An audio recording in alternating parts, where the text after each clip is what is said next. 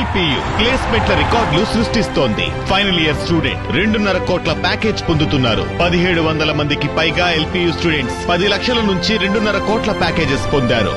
విద్యా విప్లవం ప్రారంభమైంది లవ్లీ ప్రొఫెషనల్ యూనివర్సిటీలో. వైఎస్ జగన్ సత్తెనపల్లి పర్యటనలో చనిపోయిన సింగయ్య భార్య శార్దూ మేరీ చేసిన సంచలన ఆరోపణలపై స్పందించారు గుంటూరు జిల్లా ఎస్పీ సతీష్ కుమార్. కేసు విచారణ ఇంకా కొనసాగుతోందని ఆయన చెప్పారు. సింగయ్య భార్య వైఎస్ జగన్ ను ఏ విధంగా కలుస్తారంటూ కూటమి అనుకూల మీడియా అడిగిన ప్రశ్నలకు ఎస్పీ సతీష్ సూటిగా సమాధానమిచ్చారు. వైఎస్ జగన్ ను సింగయ్య భార్య కలవటంలో తప్పేముందన్నారు ఎస్పీ. కొంతమంది టీడీపీ నేతలు బెదిరించారు అని చెప్తున్నారు. మీ దర్యాప్తులు అదేమని మీరు చెప్పారా సార్? అంటే నా దర్యాప్తుల వరకు అలాంటి ఏమీ రావట్లేదు.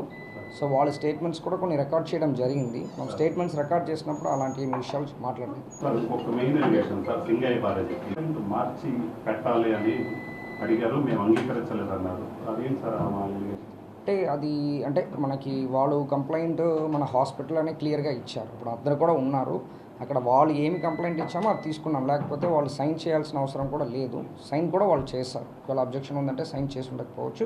వాళ్ళు ఇచ్చిన కంప్లైంట్ మేరకే మనము కేసుని రిజిస్టర్ చేసాం. కేసులో ఆరోపణలు ఎదుర్కొంటున్న నిందితుల దగ్గరికి బాధితులు తీసుకెళ్ళడం ఎంతవరకు సమంజసం అడుగుతున్నారు. అది దాని గురించి మనం కామెంట్ చేయలేము. అది వాళ్ళ ఇష్టం. మనం దాంట్లో స్పెసిఫిక్గా మనం ఆపడానికి కానీ అలాంటి ఏం లేదని నేను అనుకుంటున్నాను. స్పెసిఫిక్గా మనం దీంట్లో చెప్పడానికి ఏం లేదని నేను చెప్తున్నాను. యాక్చువల్లీ పిలిపించవచ్చు, మాట్లాడవచ్చు.